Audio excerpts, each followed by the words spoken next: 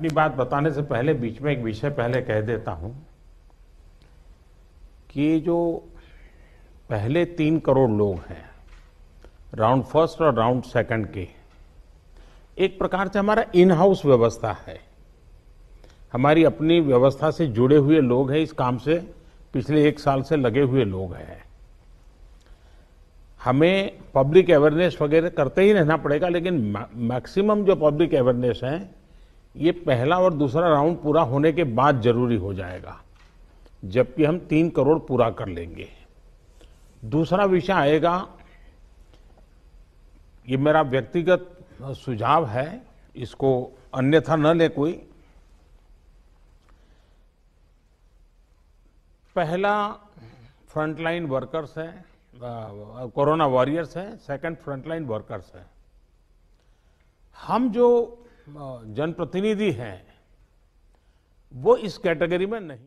भी काफी चीजें डिटेल बताई गई है और हमारे राज्यों के डिस्ट्रिक्ट लेवल के अधिकारियों तक बहुत विस्तार से इसकी चर्चा हुई है और इस दरमियान कुछ राज्यों से अच्छे सुझाव भी मिले हैं। केंद्र और राज्यों के बीच इस संवाद और सहयोग ने कोरोना से लड़ाई में बहुत बड़ी भूमिका निभाई है। एक प्रकार से फेडरलिज्म का उत्तम उदाहरण इस सारी लड़ाई में हम लोगों ने प्रस्तुत किया है। साथियों, आज हमारे देश के पूर्व प्रधानमंत्री स्वर्गीय लाल बहादुर शास्त्री जी की पुण्यतिथि भी है। मैं उन्हें अपनी भावभीनी श्रद्धांजलि अर्पित करता हूं।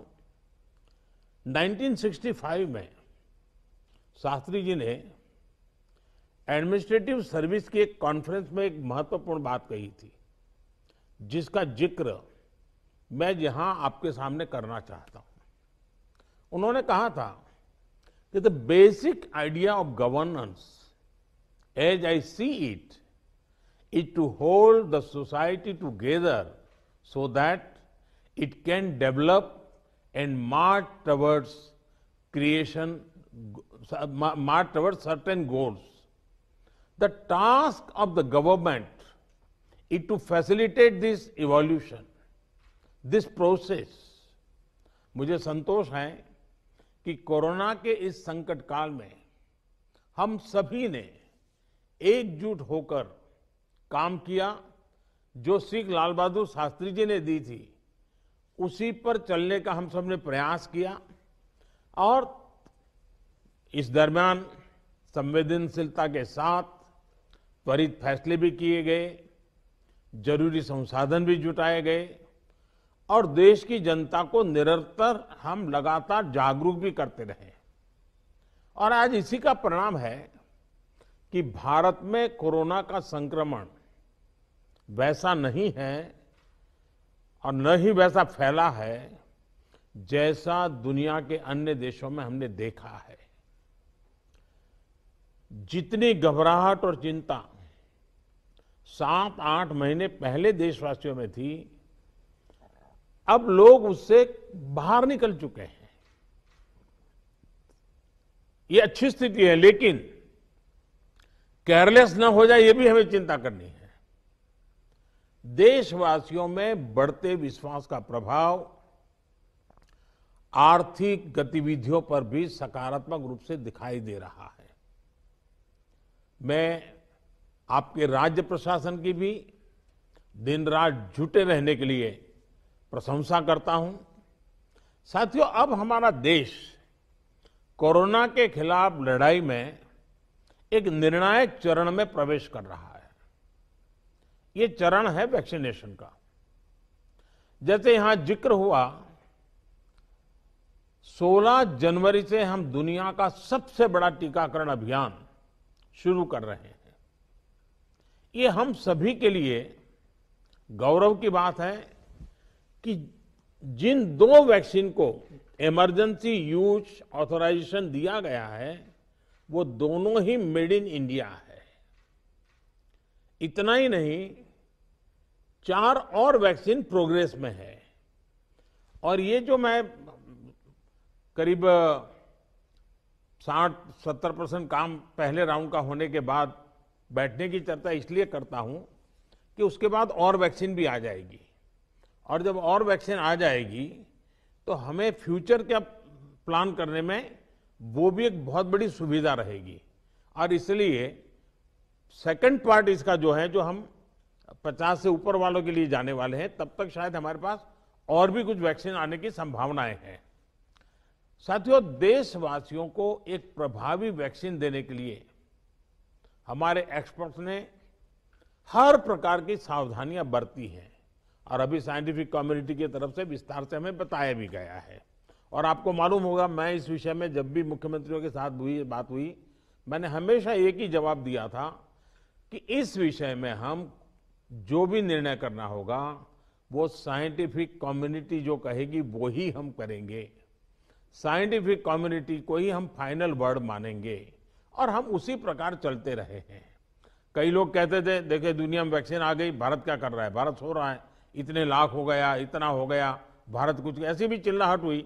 लेकिन फिर भी हमारा मत था कि ये साइंटिफिक कम्युनिटी और जो इसके लिए जिम्मेवार लोग हैं उनकी तरफ से जब आएगा तभी हमारे लिए उचित होगा, और हम उसी दिशा में चले हैं। बड़ी बात जो मैं दोहराना चाहता हूं कि हमारी दोनों वैक्सीन दुनिया की दूसरी वैक्सीन से ज्यादा कॉस्ट इफेक्टिव है। हम कल्पना कर सकते हैं, अगर भारत को कोरोना टीकाकरण के लिए विदेशी वैक्सीन पर पूरी तरह निर्भर रहना पड़ता तो हमारे क्या हालत होते, कितनी बड़ी मुश्किल होती, हम उसका अंदाज लगा सकते हैं। ये वैक्सीन भारत की स्थितियां और परिस्थितियों को देखते हुए निर्मित की गई है। भारत के टीकाकरण का जो अनुभव है, जो दूर सुदूर क्षेत्रों तक पहुंचने की व्यवस्थाएं हैं, वो कोरोना वैक्सीनेशन कार्यक्रम में बहुत उपयोगी सिद्ध होने वाली है। साथियों, आप सभी राज्यों के साथ सलाह मशवरा करके ही ये तय किया गया है कि टीकाकरण अभियान की शुरुआत में किसे प्राथमिकता दी जाएगी। हमारी कोशिश सबसे पहले उन लोगों तक कोरोना वैक्सीन पहुंचाने की है जो देशवासियों की स्वास्थ्य सुरक्षा में जुटे हुए हैं, जो हमारे हेल्थ वर्कर्स हैं, सरकारी हो या प्राइवेट, पहले उनको टीका लगाया जाएगा। इसके साथ साथ हमारे जो सफाई कर्मचारी हैं, दूसरे फ्रंटलाइन वर्कर्स हैं, सैन्य बल है, पुलिस और केंद्रीय बल है, होमगार्ड है, डिजास्टर मैनेजमेंट वॉलेंटियर समेत तमाम सिविल डिफेंस के जवान हैं, कंटेनमेंट और सर्वेलेंस से जुड़े रेवेन्यू कर्मचारी हैं, ऐसे साथियों को भी पहले चरणों में टीका लगाया जा रहा है। देश के अलग अलग राज्यों के हेल्थ वर्कर्स, फ्रंटलाइन वर्कर्स की संख्या देखें तो एक करीब करीब 3 करोड़ होती है। ये तय किया गया है कि पहले चरण में इन 3 करोड़ लोगों को वैक्सीन देने के लिए जो खर्च होगा वो राज्य सरकारों को वहन नहीं करना है, भारत सरकार इसको वहन करेगी। साथियों, वैक्सीनेशन के दूसरे चरण में, वैसे एक प्रकार से वो तीसरा चरण हो जाएगा, लेकिन हम अगर इन 3 करोड़ को एक माने तो दूसरा चरण 50 वर्ष से ऊपर के सभी लोगों को और 50 वर्ष से नीचे के उन बीमार लोगों को जिनको संक्रमण का सबसे ज्यादा खतरा है, उनको टीका लगाया जाएगा। आप सभी परिचित हैं कि बीते कुछ हफ्तों में जरूरी इंफ्रास्ट्रक्चर से लेकर लॉजिस्टिक तक की तैयारियां सभी राज्यों और केंद्र शासित प्रदेशों के साथ विचार विमर्श करके, लगातार मीटिंगें करके, मॉड्यूल्स बना करके इसको पूरा किया गया है। देश के लगभग हर जिले में ड्राई रन्स भी पूरे हो चुके हैं। इतने बड़े देश में सभी जिलों में ड्राई रन्स हो जाना, ये भी अपने आप में हमारी काफी बड़ी कैपेबिलिटी को दिखाता है। हमारी जो नई तैयारियां हैं, जो कोविड के एसओपीज हैं, उनको अब हमें अपने पुराने अनुभवों के साथ जोड़ना है। भारत में पहले से ही अनेक यूनिवर्सल इम्यूनाइजेशन प्रोग्राम ऑलरेडी चल रहे हैं, हमारे लोग बड़ी सफलतापूर्वक कर भी रहे हैं। मिशन रूबेला जैसी बीमारियों के खिलाफ भी व्यापक कैंपेन हम लोग चला चुके हैं। दुनिया के सबसे बड़े चुनाव और देश के कोने कोने तक पहुंचकर मतदान की सुविधा देने का भी हमारे पास एक बहुत ही अच्छा अनुभव है। इसके लिए जो बूथ स्तर की रणनीति हम बनाते हैं, उसी को हमें यहां भी प्रयोग में लाना है। साथियों, इस टीकाकरण अभियान में सबसे अहम उनकी पहचान और मॉनिटरिंग का है जिनको टीका लगाना है। इसके लिए आधुनिक टेक्नोलॉजी का उपयोग करते हुए कोविन नाम का एक डिजिटल प्लेटफॉर्म भी बनाया गया है। आधार की मदद से लाभार्थियों की पहचान भी की जाएगी और उनको दूसरी डोज समय पर मिले, ये भी सुनिश्चित किया जाएगा। मेरा आप सभी से विशेष आग्रह रहेगा कि टीकाकरण से जुड़ा रियल टाइम डेटा कोविन पर अपलोड हो, ये सुनिश्चित करना है। इससे जरा सी चूक भी इस मिशन को नुकसान पहुंच सकता है। कोविन पहले टीके के बाद एक डिजिटल वैक्सीनेशन सर्टिफिकेट जनरेट करेगा। लाभार्थी को यह सर्टिफिकेट टीका लगाने के बाद डिजिटली तुरंत देना जरूरी है, ताकि उसे सर्टिफिकेट लेने के लिए फिर ना आना पड़े। किसको टीका लग चुका है, ये तो इस सर्टिफिकेट से पता चलेगा ही, साथ ही दूसरी डोज उसको कब लगेगी, इसके रिमाइंडर के रूप में भी ये काम करेगा। दूसरी डोज के बाद फाइनल सर्टिफिकेट दिया जाएगा। साथियों, भारत जो करने वाला है, उसे दुनिया के अनेक देश फिर फॉलो करेंगे। इसलिए हमारी जिम्मेदारी बहुत ज्यादा है। एक और अहम तथ्य है जिसका हमें ध्यान रखना है। दुनिया के 50 देशों में 3-4 सप्ताह से वैक्सीनेशन का काम चल रहा है। करीब करीब 1 महीना हुआ, लेकिन अब भी करीब करीब 2.5 करोड़ लोग ही वैक्सीन हो पाई है पूरी दुनिया में। उनकी अपनी तैयारियां हैं, उनका अपना अनुभव है, उनका सामर्थ्य है, वो अपने तरीके से कर रहे हैं। लेकिन अब भारत में हमें अगले कुछ महीनों में ही लगभग 30 करोड़ आबादी के टीकाकरण का लक्ष्य हासिल करना है। इस चुनौती का पूर्वानुमान लगाते हुए ही बीते महीनों में भारत ने बहुत व्यापक तैयारियां की हैं। कोरोना की वैक्सीन से अगर किसी को कुछ असहजता होती है, तो उसके लिए भी जरूरी प्रबंध किए गए हैं। यूनिवर्सल इम्यूनाइजेशन प्रोग्राम में पहले से ही इसके लिए एक मैकेनिज्म हमारे पास रहता है।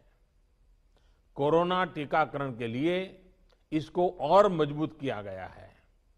साथियों, वैक्सीन और टीकाकरण की इन बातों के बीच हमें ये भी याद रखना है कि कोविड से जुड़े जो प्रोटोकॉल हम फॉलो करते आ रहे हैं, उनको इस पूरी प्रक्रिया के दरमियान भी बनाए रखना है। थोड़ा सा भी लूजनेस नुकसान कर सकता है। और यही नहीं, जिनको टीका लगाया जा रहा है, वो भी संक्रमण को रोकने के लिए जो सावधानियां हम लेते रहे हैं, उनको फॉलो करते रहे। ये सुनिश्चित करना ही होगा।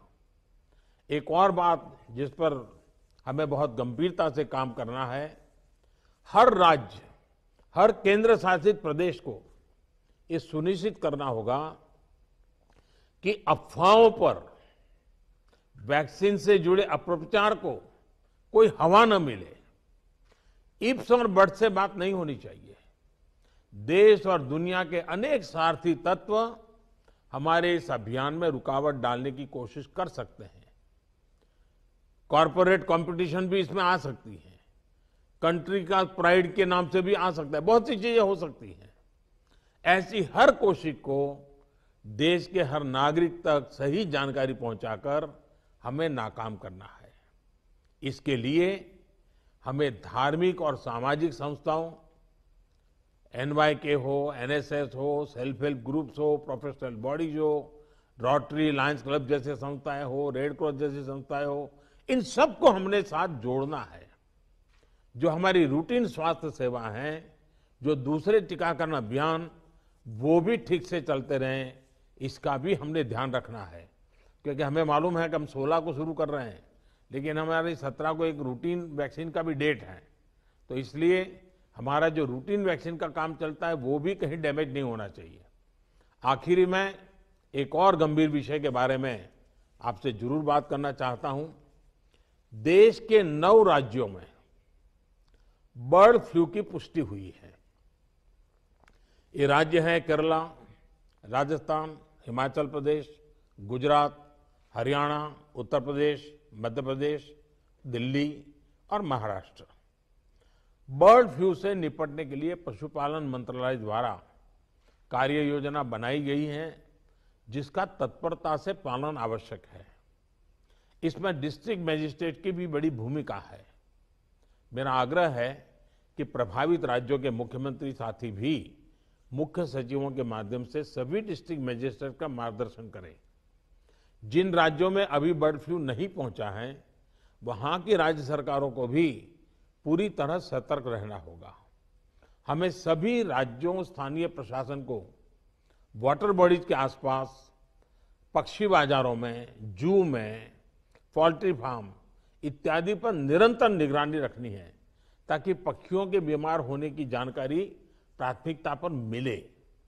बर्ड फ्लू की जांच के लिए जो लेबोरेटरीज हैं, वहां समय पर सैंपल भेजने सही स्थिति का जल्दी पता लगेगा और स्थानीय प्रशासन भी उतनी ही तेजी से कार्रवाई कर पाएगा। वन विभाग हो, स्वास्थ्य विभाग, पशुपालन विभाग के बीच जितना अधिक कोऑर्डिनेशन होगा, उतनी ही तेजी से हम बर्ड फ्लू के नियंत्रण में सफल होंगे। बर्ड फ्लू को लेकर लोगों में अफवाहें न फैलें, इसे भी हमें देखना होगा। मुझे पूरा विश्वास है कि हमारे एकजुट प्रयास हर चुनौती से देश को बाहर निकालेगा। मैं फिर एक बार आप सबका बहुत आभारी हूं और 60% काम होने के बाद हम दोबारा एक बार बैठ करके रिव्यू करेंगे। उस समय जरा विस्तार से भी बात करेंगे और तब तक कुछ नई वैक्सीन आ जाए तो उसको भी हम संज्ञान में लेकर के आगे की अपनी रणनीति बनाएंगे। बहुत बहुत धन्यवाद आप सबका।